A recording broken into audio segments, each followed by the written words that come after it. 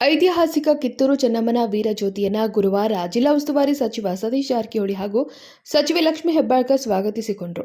ಇದಕ್ಕೂ ಮೊದಲು ವೀರರಾಣಿ ಕಿತ್ತೂರು ಚೆನ್ನಮ್ಮ, ಕ್ರಾಂತಿವೀರ ಸಂಗೊಳ್ಳಿ ರಾಯಣ್ಣ ಹಾಗೂ ವೀರ ಕೇಸರಿ ಅಮಟೂರು ಬಾಳಪ್ಪನವರ ಮೂರ್ತಿಗಳಿಗೆ ಮಾಲಾರ್ಪಣೆ ಮಾಡಿ ಗೌರವ ಸೂಚಿಸಿದರು.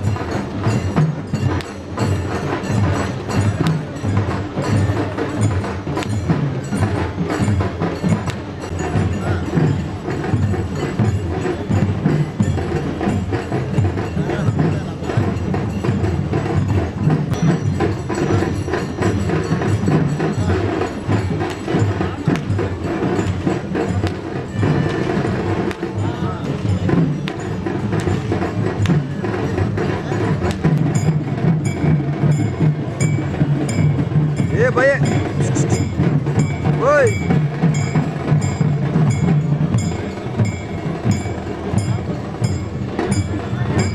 ನಂತರ ಕಿತ್ತೂರಿನಲ್ಲಿ ನಿರ್ಮಿಸಲಾಗಿರುವ ಕಿತ್ತೂರು ಚೆನ್ನಮ್ಮ ಸಭಾಭವನ ಕಟ್ಟಡವನ್ನು ಸಹ ಉದ್ಘಾಟಿಸಿದರು.